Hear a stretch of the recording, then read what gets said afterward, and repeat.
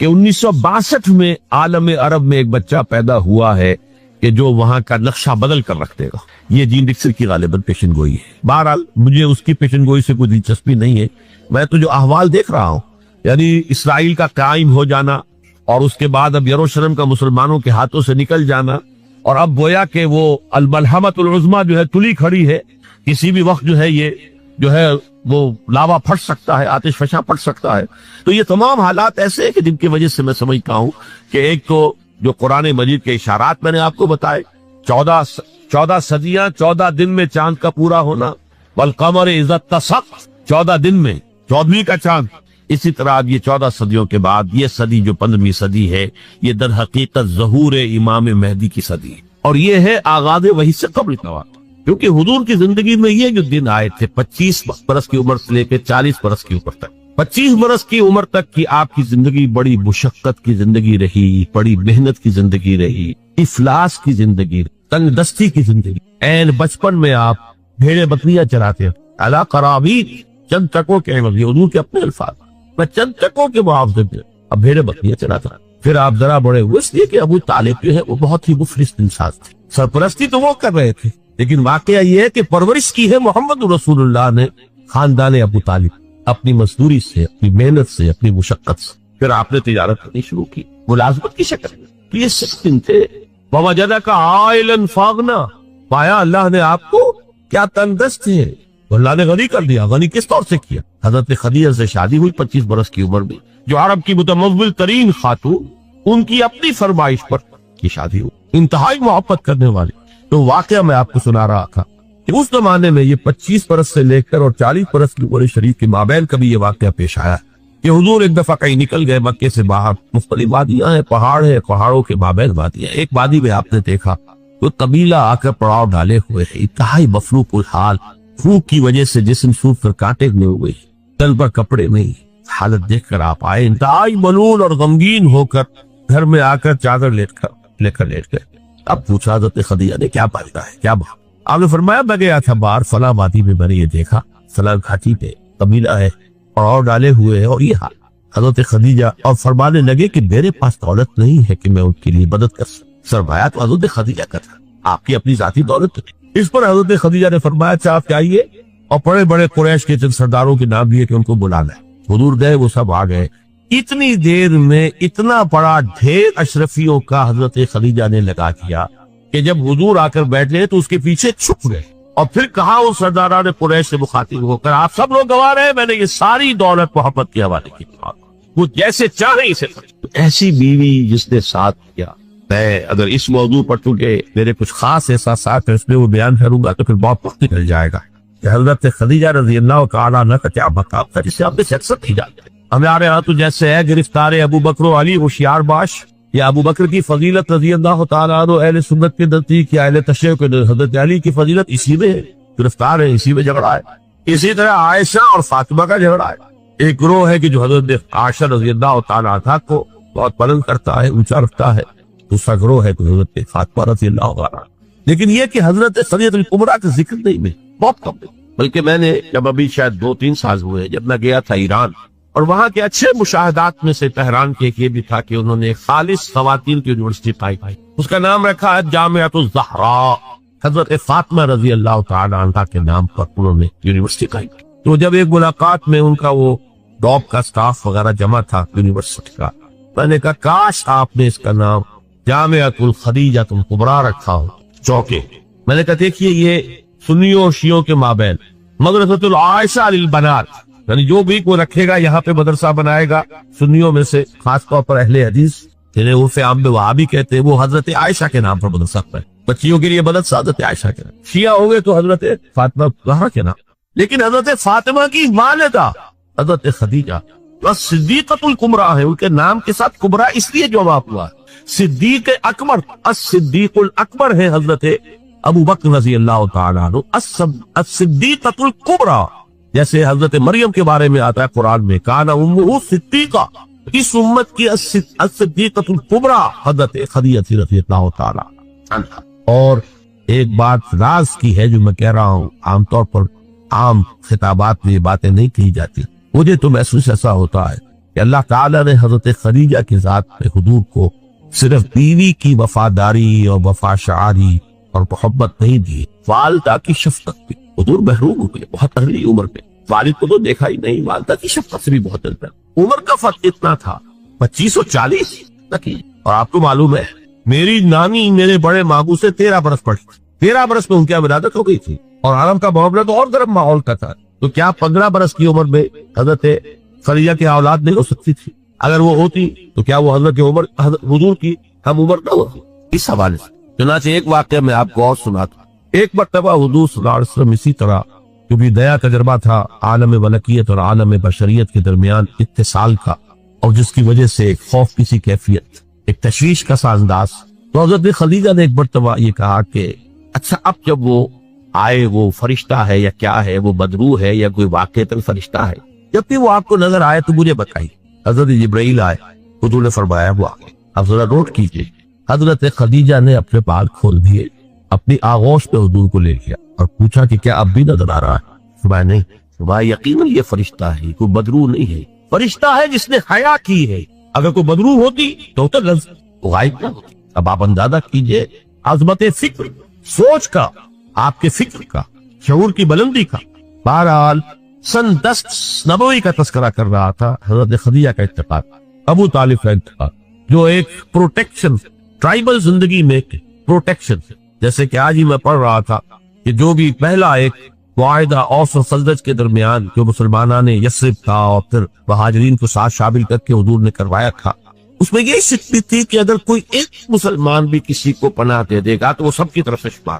یہی معاملہ قبائل پہ ہوتا تھا، قبیلے کا ایک فرد اگر کسی کو شخص کو پناہ دے دیتا ہے تو وہ پورے قبیلے کی طرف سے۔ اس حوالے سے خاندان بنو ہاشم کی سرداری تھی ابو طالب کے، اور وہ پروٹیکشن دے رہے تھے محمد عربی صلی اللہ علیہ وسلم۔ اگرچہ ایمان نہیں لیکن وہ ایک طبی محبت تھی، اور اس طبی محبت کی بنیاد پر انہوں نے خاندان بنو ہاشم کا سایہ کیا ہوا تھا حضور پر صلی اللہ علیہ وسلم۔ اب ظاہر بات ہے کہ اگر بقیہ دوسرے قبیلے جو تھے اس کے سردار وہ اگر کوئی اقدام کرتے حضور کے خلاف تو یہ گویا کہ بنو ہاشم کے خلاف اعلان جنگ ہو جاتا اور ان فائٹنگ شروع ہو جاتا، خانہ جنگی، سیول وار مکے میں شروع ہو جاتی۔ یہ وجہ ہے کہ 10 برس تک کس اقدام کی جرت انہیں نہیں۔ سفارتیں لاتے رہے، ابو طالب کے پاس سفارتیں آئیں، کبھی لالچ پیش کیا، آپ ان سے کہیے اگر انہیں دولت چاہیے تو سیم و زر کے ہم انبار لگاتے ہیں کہ تک، انہیں کوئی سیادت چاہیے تو ہمیں اپنا بادشاہ ماننے کو تیار ہے، اگرچہ ہمارا کوئی مزاج نہیں ہے کسی بادشاہ کو ماننے کا، ان کو ماننے کے۔ اور اگر کہیں شادی کرنا چاہیں تو اشارہ کرتے ہیں قریش کے جس بڑے سے بڑے گھرانے میں کہیں گے آپ ان کی شادی کرتے ہیں۔ یہ بھی تھی آفر کہ حضور نے فرمایا تھا کہ سجادان چاہیے میرے داہنے ہاتھ پر سورج اور بائیں پر چاند رکھتے تب بھی میں اپنے اس دعوت سے باز نہیں۔ ان کا مطالبہ یہ تھا کہ یہ دعوت ہمارے معبودوں کو برا نہ کرے، جس کے ضمن میں پھر آخری جبکہ ابو طالب بستر مرگ پر تھے اس وقت وہ آخری سفارت آئی اور انہوں نے آخری چیلنج کیا کہ ابو طالب اب بھی اگر تم باز نہیں آتے تو پھر ٹھیک ہے، ہمارا الٹیمیٹم ہے، آؤ میدان میں مقابلہ یا روک کرو اپنے بتیجے۔ اس پر جب ابو طالب نے بلایا اور حضور سے کہا ہے کہ بتیجے مجھ پر اتنا بوجھ نہ ڈالو جو میں برداشت نہ کر سکتا، ظاہر بات ہے اکیلا خاندان بنی ہاشم، پورے قبیلہ قریش کا مقابلہ، پھر خود جو ہے نہایت ضعیف بوڑھے اور بستر منپر ہے تقریباً، بھتیجے مجھ پر اتنا بوجھ نہ ڈالو، اسے میں برداشت نہ کر سکتا۔ اس پر حضور کی آنکھوں میں آنسو کہ ایک ہی مرئی سہارا دنیا میں ویزیبل اسباب عالم کے اعتبار سے ایک پروٹیکشن، ایک سہارا، ایک مدد کی شکل تھی، آج وہ بھی جا رہی ہے۔ سب کہا آپ نے ایک ہی چچا جان، اب تو یا تو یہ بات پوری ہو کر رہے گی اور یا میں اپنے آپ کو اسی میں ہلاک کر دوں گا۔ میرے لیے کوئی ریٹریٹ کا کوئی امکان نہیں ہے، کوئی واپسی کا کوئی امکان نہیں ہے، پسپائی کا کوئی۔ بہرحال میں نے یہ سارا پس منظر بتایا ہے عام الحزن، اور یہ ابو طالب کا بھی انتقال ہو گیا اور پروٹیکشن ختم ہو گیا، بلکہ اب بنو ہاشم کا سردار ابو لہب ہے جو خود دشمن ہے انتہائی، یہ سمجھیے کہ زہریلا دشمن، جس نے اس وقت کہہ دیا تھا تب لکا لہذا جماعتا، جس نے اپنے دونوں بیٹوں سے حضور کی دونوں صاحبزادیوں کو طلاق دلوائی۔ طلاق وہی مانا وہاں تو در حقیقت نسبت کا ہو جانا ہی ایک طرح کا نکاح ہوتا تھا، تو نکاح باقاعدہ ہو جائے گا، ایک نسبت ہو گئی، منسوب ہو گئی، تو گویا کہ ایک رشتہ قائم ہو گیا۔ دونوں بیٹے تھے ابو لہب کے جن سے حضور کی 2 صاحبزادیوں کا رشتہ تھا، ان دونوں نے آ کر نہایت گستاخانہ انداز میں، توہین آمیز انداز میں آ کر حضور کے سامنے کھڑے ہو کر اور کہا کہ ہم تمہاری بیٹیوں کو طلاق دیتے ہیں۔ سارا ستر ٹھیلے حضور صلی اللہ علیہ وسلم۔ اب وہ ہے بنو ہاشم کا سردار، کیا نکلے گا نتیجہ؟ پروٹیکشن ختم، اب تو جو بھی چاہیں گے وہ دارالندوا میں فیصلہ کریں گے۔ لہذا آپ گئے طائف کی طرف. یہ حضور کی مکی زندگی کا اہم ترین واقعہ. حالانکہ اس سے پہلے 3 برس کا آپ کا شیب بنی ہاشم کے اندر جو گھراؤ رہا اور مقاطعہ رہا اور بائیکاٹ رہا، کھانے پینے کی چیزیں جو ہے روکی گئیں، بدترین قسم کی فاقہ جو ہے کشی کرنی پڑی پورے خاندان بنی ہاشم کو. حالانکہ وہ سب کے سب ایمان تو نہیں لائے تھے، لیکن اس جرم کی پاداش میں کہ بنو ہاشم محمد کا ساتھ نہیں چھوڑ رہے، لہذا اس پورے خاندان کو جو ہے اس کے ساتھ بائیکاٹ ہوگا. اور بائیکاٹ کے نتیجے میں بنو ہاشم کا پورا خاندان شیب بنی ہاشم میں، اور جس کو شیب ابی طالب بھی کہتے ہیں، 3 برس تک محسوس رہا تھا کوئی چیز کھانے کے لیے نہیں. کوئی اللہ کا بندہ حکیم ابن حزام جیسے شخصیت ہے، بنیادی طور پر نیک شخصیت، وہ کہیں پہاڑ کی چوٹی پر چڑھ کر نیچے اتر کر، ورنہ پہاڑ جو باقی ہے اس کے دونوں سروں کے اوپر پہرے ہیں، کوئی جا ہی نہیں سکتا. اب پہاڑ کراس کرے اتر کے کوئی شہد دے آئے، اس لیے کہ وہ بہت قریبی عزیز سے حضرت خدیجہ کے رضی اللہ تعالیٰ عنہ، تو اپنی رشتہ داری کا بھی وہ خیال رکھتے تھے، کبھی لے آئے تھے. ورنہ وہ وقت بھی آیا ہے کہ بنو ہاشم کے پھول جیسے بچے بلک رہے ہیں، کھانے کو کچھ نہیں سوائے اس کے کہ سوکھے چمڑے ابال کر ان کا پانی ان کے حلق پر ٹپکا دیا جاؤ کچھ. لیکن اس کو بھی میں سخت ترین نہیں کہتا. حضور صلی اللہ علیہ وسلم کے لیے ذاتی طور پر جو سخت ترین مرحلہ آیا وہ یوم طائف، جس کی ایک گواہی حضور کے اپنے قول میں کہ حضرت عائشہ نے ایک مرتبہ پوچھا رضی اللہ تعالیٰ عنہا کہ کیا آپ پر یوم احد سے بھی زیادہ کوئی سخت دن گزرا ہے؟ ان کے ہوش میں ظاہر بات ہے یوم احد حضور مرعوب ہوئے، زخمی ہوئے، دندان مبارک شہید ہوئے، خون کا فوارہ چھوٹا، آپ پر بے ہوشی طاری ہوئی، آپ کی زبان مبارک سے ایک بددعا بھی نکل گئی. کیف یہد اللہ قوما صدبوا وجہ نبیہم بالدم، اللہ اس قوم کو کیسے ہدایت دے گا جس نے اپنے نبی کے چہرے کو خون سے رنگیت بنا دیا، خون سے رنگ دی. پھر یہ کہ 70 صحابہ جو ہے شہید، جن میں حضرت حمزہ جیسے بھی، آپ کے چچا بھی ہے، آپ کے خالہ داد بھائی بھی ہے، آپ کے دور شریک بھائی بھی ہے، ساتھ کے کھیلے ہوئے ابجولی بھی ہے، اسد اللہ ہے، اسد الرسول ہی کی، اور ان کی لاش آئی ہے کہ ناک کٹی ہوئی، کال کٹے ہوئے اور پیٹ چاک کر کے کلیجہ چبایا ہوا. تو سخت ترین دن حضرت عائشہ کے نزدیک یوم احد تھا. حضور نے فرمایا نہیں، مجھ پر سخت ترین دن یوم طائف. آپ مکے سے مایوس ہو کر طائف گئے، اور نوٹ کیجئے یہ واحد موقع ہے جہاں نظر آتا ہے کہ حضرت ابو بکر بھی حضور کے ساتھ، ورنہ سائے کی طرح ساتھ رہنے والی شخص صرف ایک ہے ساتھ، زید ابن حارثہ رضی اللہ تعالیٰ عنہ، جو منہ بولے بیٹے بھی قرار دے دیے گئے تھے، لیکن یہ کہ تھے تو غلام، آباد کردہ غلام، مولا تھے وہ ساتھ ہے. صرف آپ نے عام راستہ اختیار نہیں کیا جو کہ آسان راستہ ہے، سیل کا راستہ. اب کی ہے طائف کے 2 راستے، مکے سے طائف کے 2 راستے، ایک طریق السیل کہلاتا ہے، ایک طریق الجبل کہلاتا ہے. پہاڑی راستہ جو انتہائی دشوار گزار، انتہائی، آج بھی آپ جب چاہتے جائیں وہاں پر تو معلوم ہوتا ہے کیسے لوگوں نے سڑک بنائی ہے، نہایت دشوار گزار. لیکن اب دوبارہ وہ بہت عمدہ سڑک بنی ہوئی ہے. حضور کے زمانے میں سڑک کہاں تھی؟ کس سختی کو جھیل کر اس طریق الجبل کو آپ نے اختیار کیا، اس لیے کہ عام درخت کا راستہ جہاں تھا وہ سب کے فوراً حملہ ہوتا، جو کہ غالباً دارالندوہ میں یہ فیصلہ ہو چکا کہ اب تک تو محمد کو سب کو ابو طالب تھے. اب کوئی ہمیں اندیشہ نہیں ہے کہ کوئی ان فائٹنگ ہو جائے گی، کوئی جو ہے سول وار ہو جائے گی قریش میں. لہذا اس لیے آپ اوائڈ کر رہے ہیں اس راستے کو جس پر آپ درست وہ دشوار گزار راستے سے ہو کر طائف پہنچے. وہاں کے 3 سرداروں کے پاس جا کر اپنی دعوت پیش کی، اس امید میں کہ اگر ان میں سے کوئی ایک بھی دعوت قبول کر لے، اس پر ایمان لے آئے تو میں یہاں منتقل ہو جاؤں. یہ میرا دارالحجرت پر حکمت خداوندی میں، مشیت ازدی میں یہ معاملہ جو ہے یہ شرف پہلے سے طے تھا یثرب کے لیے، لیکن حضور کی اپنی غور و فکر، سوچ بچار، اس کے حوالے سے آپ طائف پہنچے. تینوں نے جو جواب دیے ہیں کلیجے سے پار ہونے والے جوابات. ایک جگہ فوراً جب روانہ ہو جاؤ یہاں، اس لیے کہ ہو سکتا ہے تم سچے ہو، واقعی رسول ہو، تو میں نے کوئی توہین کر دی تو میں مارا جاؤں گا، اور ہو سکتا ہے تم ٹوٹے ہو تو جھوٹے کو میں وہ لگانا نہیں چاہتا، لہٰذا روانہ ہی. ایک جگہ تمہارے سوا کوئی ملا تھا اللہ کو رسول بنانے کے لیے، یہ جو قرآن مجید میں بھی آیت کوٹ ہوئی ہے، من قریتین عظیم، یہ جو کوئی رجل ہوتا، کوئی شخص جو ان 2 بستیوں میں بڑی عظمت والا ہوتا، دولت والا ہوتا، ولید ابن مغیرہ کی طرح اس کی جائیداد مکے میں بھی ہوتی، مدینے اور طائف میں بھی ہوتی، تو ایسا شخص نہیں ملا تھا اللہ کو کوئی نبی بنانے. تم جیسا یتیم مفلوق الحال جس کا اپنا کوئی سرمایہ تھا ہی نہیں، جس کے لیے سرمایہ بھی اگر کوئی تھا تو بیوی کا تھا، وہ اللہ نے چنا. بہرحال آپ ان سے مایوس ہو کر روانہ ہونے لگے تو اشارہ کر دیا، جنہیں اسٹریٹ ارچن صاحب کہتے، یہ چھوکرے گلیوں کے آوارہ، یہ ذرا ان کی خبر کو. انہوں نے پتھراؤ شروع کیا. اب ظاہر بات ہے کہ حضرت زید ابن حارثہ اگر وہ سامنے سے آ کر حضور کو شیلڈ کرتے ہیں، وہ پیچھے سے پتھراؤ کرتے ہیں، سائڈ سے کرتے، وہ پیچھے جاتے ہیں تو سامنے سے پتھر آ رہے، تاک تاک کر ٹخنے کی ہڈی کو نشانہ بنا کر، اور یہ کہ اس سے جو خون بہ رہا ہے وہ جا کر نالین کے اندر جم گیا ہے. وہاں سے پھر ذرا آپ نکلے ہیں, ایک جگہ ٹھہرے. زیادہ تفصیل میں نہیں میں جا رہا ہوں, لیکن خاص طور پر یہ نوٹ کرا دینا چاہتا ہوں کہ حضور کی زبان مبارک پر فریاد آ, اللہم الیک اشکو ضعف قوتی وقلت حیلتی وہوانی علی الناس. اے اللہ تیری جناب فریاد کرتا ہوں اپنی قوت کی کمی کا, اپنے وسائل کی کمی, اور لوگوں کے سامنے جو رسوائی ہو رہی ہے. رسوائی, یہ رسوائی پکے بھی نہیں ہوئی تھی, یہ پتھراؤ پکے بھی نہیں ہوا تھا کبھی. اللہم الیک اشکو ضعف قوتی وقلت حیلتی وہوانی علی الناس. الی من تکلنی, اے اللہ مجھے کس کے حوالے کر دیا. الی بعید یتجہمنی اور الی عدو ملکت امری. کیا وہ دور دراز کے لوگ جن کا مجھ سے کوئی تعلق ہی نہیں ہے, ان کو مجھ پر حملہ کرنے کے لیے کھلی چھوٹ دے دی, اور کیا دشمن کے حوالے مجھے کر دیا کہ جو چاہے کر. یہ فریاد. لیکن اس کے بعد وہ مقام عبدیت طالبات, یہ جو دو نسبتیں ہیں محمد رسول اللہ کی, عبدہ و رسول, مقام عبدیت کا تقاضا کچھ اور ہے. سر تسلیم سم, کوئی شکوہ شکایت زبان پر نہ. فرماتے ہیں ان لم یکن علی غضب فلا, اگر تو ناراض نہیں ہے تو پھر مجھے کوئی سر تسلیم خم ہے جو ملا دے. اندیشہ تو یہ ہوا کہ کہیں کو ناراض نہ ہو گیا. جیسے ابتدا میں چند دن کے لیے وحی کی آمد کا سلسلہ رکا تھا تو اندیشہ ہو گیا تھا کہ کہیں اللہ ناراض تو نہیں ہو گیا کہ وحی کا سلسلہ بن جس پر وہ آیات نازل ہوئی, وَالضُّحَىٰ وَاللَّيْلِ إِذَا سَجَىٰ مَا وَدَّعَكَ رَبُّكَ وَمَا قَلَىٰ وَلَلْآخِرَةُ خَيْرٌ لَكَ مِنَ الْأُولَىٰ. اسی کو کہتے ہیں فارسی میں کہ عشق است تو ہزار بدگمانی. جہاں عشق کا محبت کا معاملہ ہوتا ہے تو بڑی جلدی بدگمانی پیدا ہو جاتی ہے. کہیں کوئی ناراض تو نہیں ہو گیا کسی وجہ سے, میری کوئی بات جو ہے کھل تو نہیں گئی, کسی چیز سے کوئی ایسی تو نہیں کہ ناگواری محسوس ہوئی.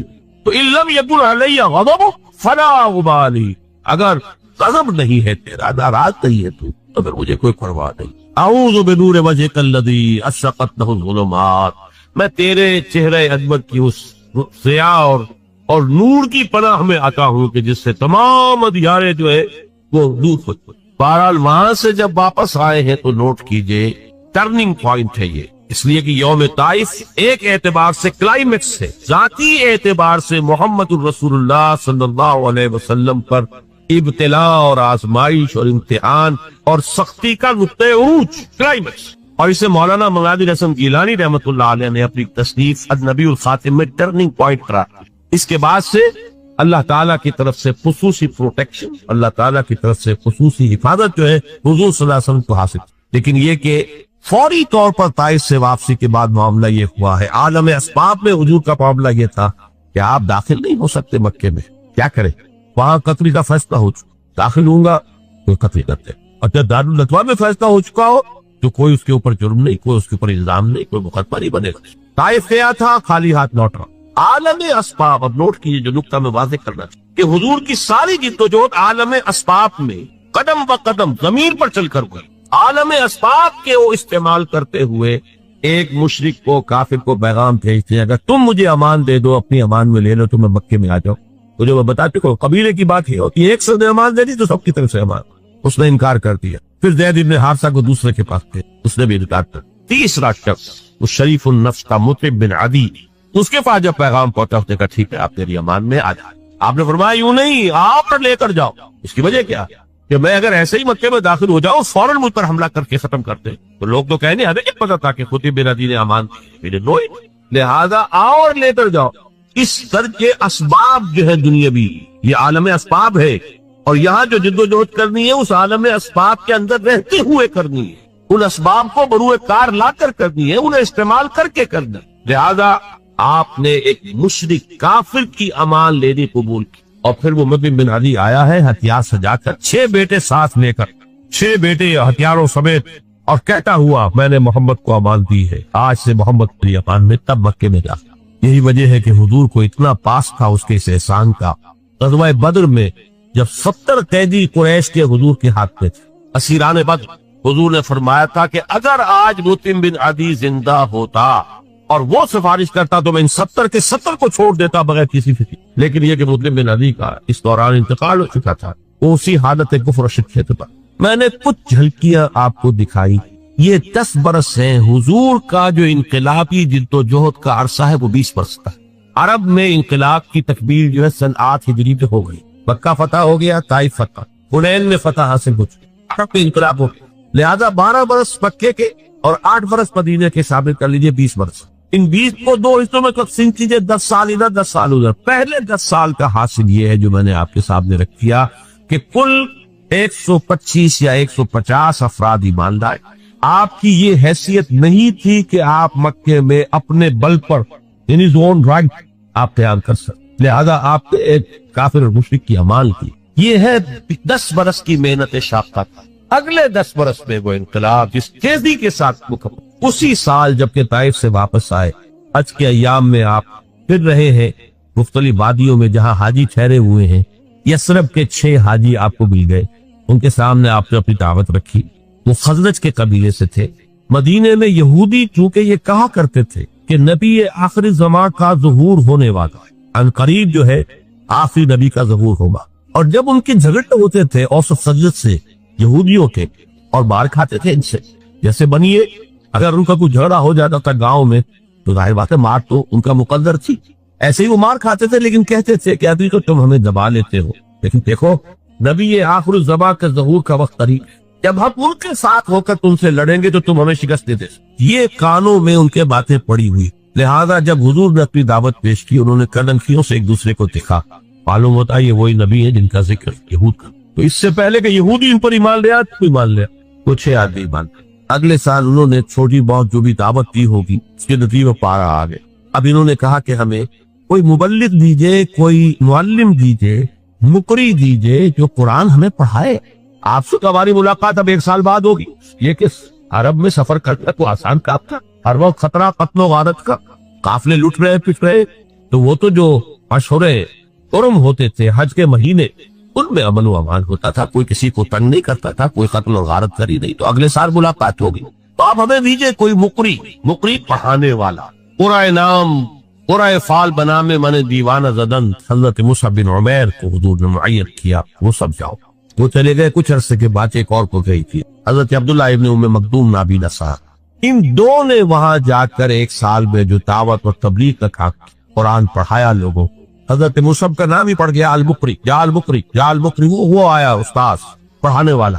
اس کے نتیجے میں اگلے سال 75 افراد آ گئے اور بیعت عقبہ ثانیہ ہو گئی، جس کے نتیجے میں ہجرت کا راستہ کھل گیا یثرب کی طرف. اوس و خزرج کے بڑے بڑے لوگ موجود تھے. ان دونوں اس 75 افراد کے تھے. تو معلوم ہوا کہ دونوں قبائل نے گویا کہ بحثیت مجموعی اسلام کی طرف پیش قدمی کر لی. لہذا اللہ تعالیٰ کی وہ مشیت اس طور سے پوری ہوئی کہ پھر ہجرت ہوئی مدینے کی. اور یہ کہ پہلے حضور نے بقیہ صحابہ کو اجازت دے دی، خود منتصر رہے جب تک کہ ایکسپریس پرمیشن نہ آ جائے عطا کی طرف سے. اس کے ضمن میں بھی ایک واقعہ ضرور سنا دینا چاہتا ہوں. حضرت ابوبکر حضور کے ساتھ سفر کے لیے بالکل تیار، پوچھ رہے حضور اجازت آ گئی؟ کہیں ابھی نہیں آئی. اگلے روز پر آئی اجازت نہیں. حضرت عائشہ فرماتی ہے ایک دن عجیب ہم نے دیکھا، دوپہر کے وقت اپنے چہرے اور سر کے اوپر کپڑا آپ نے اوڑھا ہوا ہے پوری طریقے سے. بہت غیر معمولی بات. دوپہر میں عرب میں کسی کے ہاں جانا اور وزٹ کرنا جو ہے یہ نہ آج جو ہے کوئی پسندیدہ بات ہے نہ پہلے کبھی تھی. یہ قیلولے کا وقت ہے. حضرت عائشہ کہتی ہے ہم حیران ہوئے کہ حضور چلے آ رہے. اب آ کر آپ نے پہلی بات یہ فرمائی کہ ابوبکر اجازت آ گئی. حضرت ابوبکر بہت خوش. انہوں نے اپنے طور پر 2 اونٹنیاں تیار کی ہوئی تھی، کھلا پلا کے خوب فربا بوٹا کیا ہوا تھا تاکہ تیز دوڑے اور سفر ہجرت میں وہ اونٹنیاں کام آئیں، ایک اپنے لیے ایک حضور کے لیے سنبھال ہے. تو انہوں نے خوشی کے انداز میں کہ اب شاباش ملے گی کہ تم نے واقعتاً تیاری کی، اہتمام کیا. تو عرض کیا کہ حضور میں نے یہ 2 اونٹیاں تیار کر رکھی، ذرا سا توقع فرمایا. ٹھیک ہے ایک میں استعمال کروں گا، لیکن میں اس کی پہلی بات تو یہ ہے کہ مشرق وسطیٰ کے مسئلے میں اس کے پس منظر کو سمجھ لینا چاہیے. ہمارے بہت سے احباب جو ہے وہ فوری طور پر وقتی صورتوں کو جیسے کہ حالات و واقعات ہوتے ہیں صرف انہی کے اعتبار سے رائے صلاح قائم کرتے ہیں. چیزوں کا پس منظر جو ہے نگاہوں کے سامنے رہنا چاہیے. اس صدی کا ایک مختصر سا نقشہ ذہن میں رکھیے. یہ 20ویں صدی کے آغاز کے وقت اسے ہم پورا کہتے ہیں مڈل ایسٹ، بلکہ صرف مڈل ایسٹ نہیں، پورا شمالی افریقہ سلطنت عثمانیہ کا حصہ تھا. خلافت عثمانیہ، لیبیا، الجزائر، مصر، پورا حجاز، یمن، پورا عراق، شام، اور یہ شام ہی کے حصے ہیں در حقیقت اردن اور لبنان، یہ سب یہ شام عرب، عراق عرب، یہ پورا علاقہ خلافت عثمانیہ یہ اس کا حصہ تھا. پہلی جنگ عظیم میں انگریزوں نے عربوں کو بغاوت پر آمادہ کیا، غداری پر آمادہ کیا. انہوں نے خلافت عثمانیہ کے خلاف بغاوت بیج بوئے ان کے دلوں کے اندر نفرت.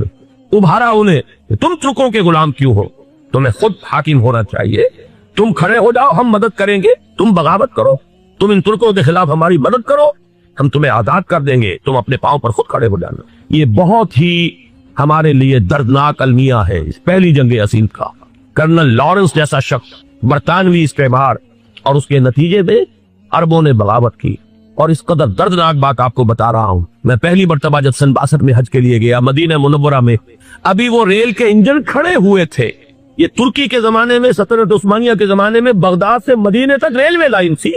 ये पूरा एक आलम सल्तनत उस्मानिया, सल्तनत नहीं, खिलाफत उस्मानिया, पूरी ट्रेनें जो है तुर्कों की उड़ाई गई, हजारों तुर्कों को शहीद किया गया, यहाँ तक कि सहने हरम में शहीद किए गए सैकड़ों तुर्क। ये जुर्म थोड़े नहीं है, मामूली नहीं। आज जिसकी सजा मिल रही है, मालूम होना चाहिए कि वो जराइम कौन कौन से थे। अब भी जो लोग गए उन्होंने देखा होगा, तुर्की का किला मौजूद है ऊपर पहाड़ी के ऊपर।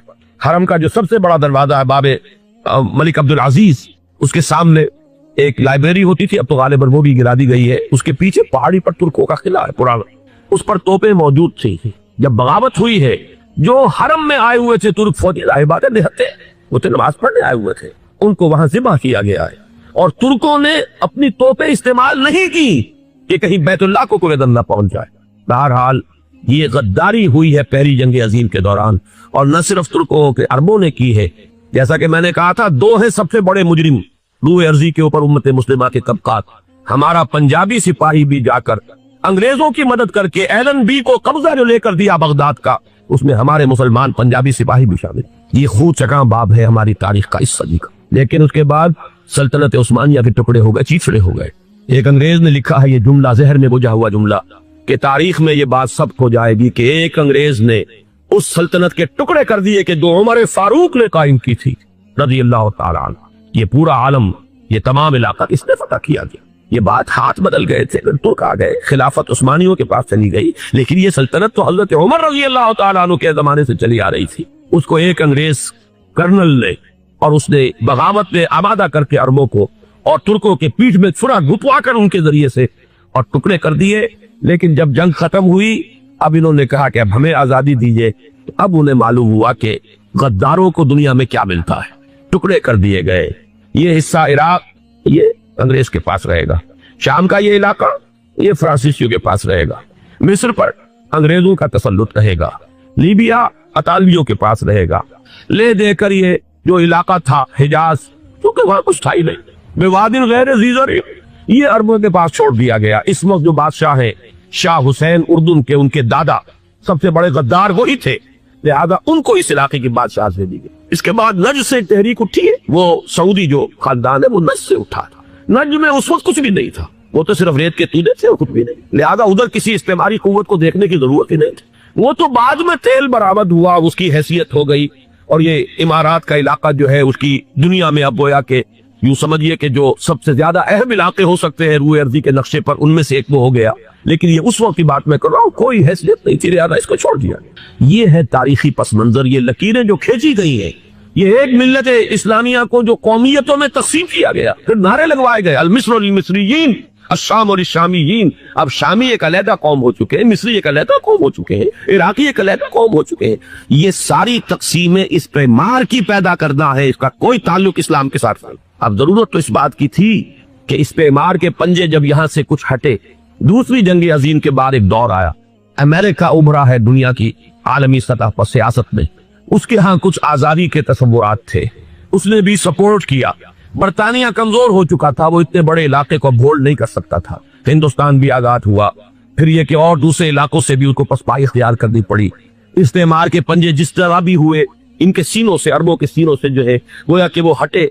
लेकिन अमेरिका ने एक अपनी बहुत बड़ी हिकमत अमली जो इख्तियार की, आलम अरब के सीने में इसराइल का खंजर पैबश कर दी, ताकि ये कभी आजाद ना होता है, हमारे अंगूठे तले रहे, हमारी पॉलिसी गवर्न करे।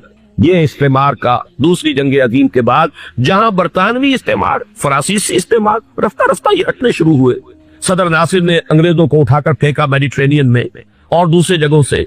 अलजायर ने आजादी हासिल की फ्रांस से, अतालवियों से जो है लीबिया वालों ने आजादी हासिल की, ये हो गया। लेकिन एक खंजर पैबस्त कर दिया गया इसराइल का सीधा अरब। اس صورتحال میں ظاہر بات ہے کہ ایک تو بڑی آئیڈیل پوزیشن تھی کہ پورا عالم اسلام متحد ہو، لیکن وہ تو بہت دور کا خواب معلوم ہوتا ہے۔ علامہ اقبال سے بڑا کوئی نقیب نہیں ہے ملت اسلامی کی وحدت کا، ایک ہو مسلم حرم کی پاسبانی کے لیے نیل کے ساحل سے لے کر تا بخا کے کاشغر۔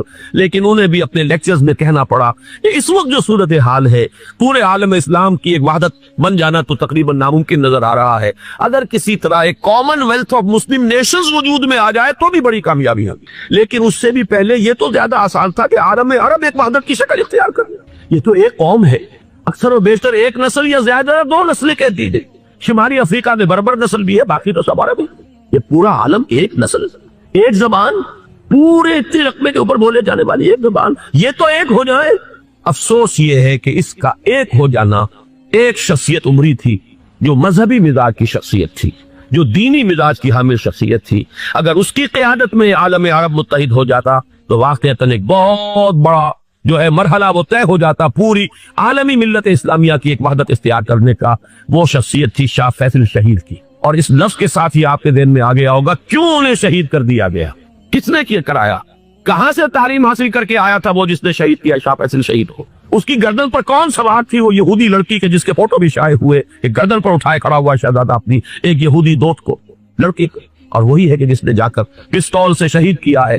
جہاں میں اچھی طرح جان لیجئے، جیسے بارہا میں نے عرض کیا ہے کہ حضرت عمر کو شہید کرنے والا کہنے کو ابو لولو فیروز تھا، لیکن اس کے پیچھے پورا ایرانی نسل پرستی کا جو پورا پس منظر ہے، اسے تو ہر شخص جس کی ذرا بھی نگاہ جو ہے جو صرف منظر کو نہ دیکھ رہی ہو، پس منظر کو بھی دیکھنے والی ہو، وہ تو جان دے گی کہ ابو لولو فیروز ایک فرد کا نام نہیں تھا، وہ ایران کا انتقام تھا عالم عرب سے۔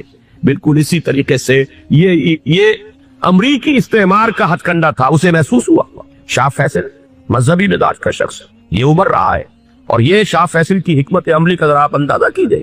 لاہور میں سمٹ کانفرنس ہوئی، اس میں وہ آئے، سب سے ٹاورنگ پرسنالٹی پورے اس وقت عالم اسلام کے اندر شاہ فیصل کی تھی، اور وہ گویا کہ ایک بہت ہی جس کو کہا جائے کہ ایک بہت ایلڈرلی، ایک بزرگانہ ایک شخصیت جو ہے، اور انہوں نے اپنے دولت کے دروازے، عرب میں وہ مشہور تھے کہ نہایت خسیس اور بخیل انسان تھا، اس لیے کہ وہاں وہ خرچ کرتے تھے حساب کتاب کے ساتھ، لیکن ان کے خزانے کھلے ہوئے تھے عالم اسلام کے لیے، ادھر بھی مدد ہے، ادھر بھی مدد ہے، ادھر بھی کام ہو رہا ہے، ادھر بھی کام ہو رہا ہے۔ پھر انہوں نے تیل کا ہتھیار استعمال کر کے ایک دفعہ امریکہ کو دن میں تارے دکھا دیے تھے، لہذا ان کا ہٹایا جانا سین سے یہ امریکی استعمار کے لیے لازم تھا۔ اب لے دے کر رہ گئے کون؟ سیکولر مزاج کے لوگ۔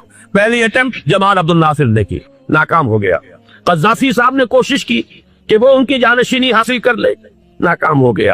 اب ایک تیسری شخصیت صدام حسین کی، ملحد ہے، اسلام سے کوئی سروکار نہیں، بعث کا فلسفہ، سیکولرزم پلس عرب نیشنلزم، یہ اصول ہے، لیکن یہ ہے کہ یہ شخصیت ابو بکر ایسی آئی ہے کہ اس سے اس وقت یہ جان لیجئے، میں امریکہ میں بھی عربوں سے مل کر آیا ہوں، سعودی عرب میں بھی اب میں کو دیکھ آیا ہوں، نوجوان نسل جو ہے عربوں کی، پورا جو دوسرے عرب ممالک ہے جہاں پر کہ مذہب کا اتنا چرچا ہی نہیں ہے، پورا فلسطینی عرب، جارڈن کے عرب، شامی عرب عوام، وہ سب کے سب صدام کے پیچھے ہیں، اس لیے کہ انہیں نظر آ رہا ہے کہ ایک شخص پھر ایسا پیدا ہو کر سامنے آ گیا ہے جو شاید عالم عرب کو پھر یونائٹ کرتا، اور یہ ہے اصل وہ شے کہ جو امریکہ کے لیے کسی صورت میں قابل قبول نہیں۔ دولت کے یہ ذخائر، خلیج کی یہ دولت، سیال سونا اور اس کے ذخیرے، اور یہ کسی طریقے سے یہ امریکہ کے زیر اثر نہ رہے، یہ ہے وہ شے جو اسے برداشت نہیں ہے۔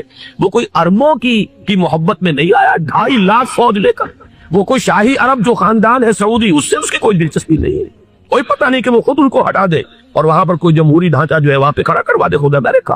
اس لیے کہ سعودی عرب میں دیکھ آیا ہوں، حالات اگرچہ ظاہر بات ہے کہ زیادہ گہرائی میں تو وہاں جانے کا موقع ہی نہیں ہوتا، بہت ہی مستبد حکومت ہے، لیکن صاف نظر آ رہا ہے کہ اس وقت دونوں طبقے نوجوانوں کے جو ہے وہ شاہی خاندان کے شریک خلاف ہو چکے، جو وہاں پر جدید مثقف طبقہ ہے، جدید تعلیم یافتہ، جو باہر پڑھ کر آیا ہے امریکہ میں اور کہیں اور وہ کثیر تعداد میں، وہ صاف سوال کر رہے ہیں کہ یہ بلینز اور بلینز آف ڈالرز کے جو ہمارا خرچہ آتا تھا، ہمارے ہتھیاروں کے آرڈر جاتے تھے، وہ کہاں گئے؟ کل 65,000 فوج، اور عرب کے پاس، سعودی عرب کے پاس اتنے ٹینک بھی نہیں ہے جتنے کہ یمن جیسے غریب ملک کے پاس، ہمارا روپیہ یہ گیا کہاں؟ یہ ایک سوال ہے جو ہر شخص کے ذہن کے سامنے ہے۔ اب ہمیں اپنے معاملات کو خود سنبھالنا ہوگا۔ اسی طریقے سے جو مذہبی طبقہ ہے، اور وہاں ہے بڑی تعداد میں مذہبی طبقہ نوجوان جن میں بڑا جذبہ ہے، اور ان کا وہ جوش جہاد انہیں جہاد افغانستان تک لے کر آیا ہے۔ سینکڑوں عرب نوجوان یہاں جو ہے شہید ہوئے، اپنے ملک میں تو انہیں بولنے کی بھی کوئی امکان نہیں ہے، لیکن یہاں وہ جذبہ جو اندر اندر پروان چڑھ رہا ہے وہ جذبہ انہیں لایا ہے اور افغانستان کی سنگلاخ وادیوں کے اندر انہوں نے جام شہادت نوش کیا ہے۔ وہ طبقہ بھی شدید اب مخالف ہو چکا ہے کہ انہوں نے امریکیوں کو بلا کر، ان میں یہودی بھی ہیں، عیسائی تو ہے ہی ہے، یہودی ہیں، یہودی عورتیں ہیں جو کچھ اب وہاں بے حیائی اور بے پردگی کے مناظر نظر آ رہے ہیں۔ یہ سرزمین عرب، میں نے امریکہ میں تقریر سنی ہے اسنا کے جو فائنل ان کا ایک سیشن تھا اسلامک سوسائٹی آف نارتھ امریکہ، جس میں میں مدعو کیا گیا تھا، اسی لیے میں نے یہ سبق کیا تھا۔ ایک نوجوان نے جو تقریر وہاں پر کی ہے، واقعہ یہ ہے کہ میں حیران رہ گیا اس کی جرأت کا۔ اس نے کہا کہ حضور نے فرمایا تھا کہ جزیرہ نما عرب میں دو دین جمع نہیں ہو سکتے، اور آج شاہی خاندان کی صرف اپنی حکومت کو بچانے کے لیے امریکیوں کو اتنی بڑی تعداد میں بلا لیا گیا ہے، جن میں موبائل چرچ بھی ہے، موبائل سینیگوگز ہے، یہودی مرد اور عورتیں جو ہے دندناتے پھر رہے آج عرب کی سرزمین پر۔ لہذا جو مذہبی طبقہ ہے وہ اس پر شدید رد عمل جو ہے اس کے اندر پایا جاتا ہے۔ یہ حالات ہیں جو میں آپ کے سامنے چاہتا تھا کہ رکھوں۔ یہ وہ شامت اعمال ہے۔ ایک طرف یہ کہ وہ شخصیت جو ہے صدام حسین کی وہ کوئی پسندیدہ شخصیت نہیں، لیکن یہ کہ اس شخصیت کو تقویت دینے والے بھی تو یہی لوگ تھے۔ انہیں خطرہ تھا ایران کے انقلاب سے کہ کہیں اسی قسم کا کوئی انقلاب ہمارے ہاں نہ آ جائے، لہذا انقلاب ایران کو ایکسپورٹ نہ ہونے دے، اس لیے انہوں نے اسی صدام حسین کو بلینز اور بلینز آف ڈالرز کی مدد دی۔ آج وہی ہے، عربی کی تو ایک کہاوت بھی ہے، سم من کلبک یا کو اپنے کتے کو کھلا بلا کے موٹا کرو، کسی روز تمہیں کو کاٹے گا۔ آج وہ تو انہیں کاٹ رہا ہے، لیکن یہ کہ اس کا جو علاج تجویز ہوا ہے وہ انتہائی خوفناک ہے۔ 2.5 لاکھ امریکی وہ استعمار کے پنجے جو بمشکل عالم عرب کے سینے سے جو گڑے ہوئے تھے اس استعمار نے مشکل ہٹے تھے کہ ایک دم اب وہاں پر خبریں آ رہی ہیں، فرانسیسی بھی آ رہے ہیں، برطانوی بھی آ رہے ہیں، کہاں سے فوجی آ رہی ہیں، اور وہاں پر 2.5 لاکھ سو صرف امریکن آرمی کا، اس میں تقریباً 1.5 لاکھ تو پہنچ چکی، اور جو بھی ہوگا وہاں پر جیسا کہ میں نے عرض کیا ہے اس قدر خوفناک سین ہے۔ میں نے بہت سے حضرات واقف ہوں گے، کئی مرتبہ میں نے حوالہ دیا ہے مولانا سید حامد دیا رحمہ اللہ کا، انہوں نے ایک دفعہ مجھے بتایا تھا کہ احادیث میں جو قرب قیامت کے حالات و واقعات کی پیشن گوئیاں ہیں ان میں یہ ہے کہ وہ جو آخری جنگ ہو رہی ہے جو کہ دجال کے خلاف ہوگی مسلمانوں کی، اور جس میں کہ حضرت مسیح علیہ السلام کا نزول ہوگا، جس کے سلسلے میں اس سے پہلے ایک جنگ ہوگی بہت خوفناک، اور عجیب الفاظ ان کے یہ تھے کہ اس میں ایک طرف مسلمان اور عیسائی اور یہودی تینوں ہوں گے۔ یہ بات سمجھ میں نہیں آتی تھی کہ مسلمان اور یہودی ایک جگہ کیسے جمع ہو سکتے۔ آج وہ نقشہ نظر آ گیا، آج اسرائیل، امریکہ، سعودی عرب اب یہ ایک ہے، بلکہ چلتے آئیے مصر، اسرائیل، سعودی عرب اور جو بھی ان کے حواری ہے وہ سب سب میں کھڑے ہیں، اور ان کے اوپر سیادت کس کی ہے؟ امریکہ کی۔ وہ نقشہ آ گیا ہے، اور اس جنگ کے سلسلے میں مولانا حامد میاں رحمہ اللہ نے مجھے بتایا تھا کہ حدیث میں الفاظ آئے ہیں، اتنے لوگ ہلاک ہوں گے کہ ایک پرندہ سینکڑوں میل تک اڑتا ہوا چلا جائے گا اور اسے سوائے لاشوں کے اور کچھ نظر نہیں۔ یہ نقشہ خاکم بدہن تلا ہوا ہے، کھڑا ہوا ہے۔ جو بھی ہوگا کیمیاوی جنگ، کیمیاوی وارفیئر، کیمیکل وارفیئر اور پھر ایٹمک وارفیئر، اس کی کھلی دھمکیاں دی جاتی ہیں۔ کبھی کوریا کے بارے میں اندیشہ تھا کہ یہ درندے خدا کی دھرتی کو، کوریا کی غریب بستی کو ناگاساکی بنا کے چھوڑیں گے، ہیروشیما بنا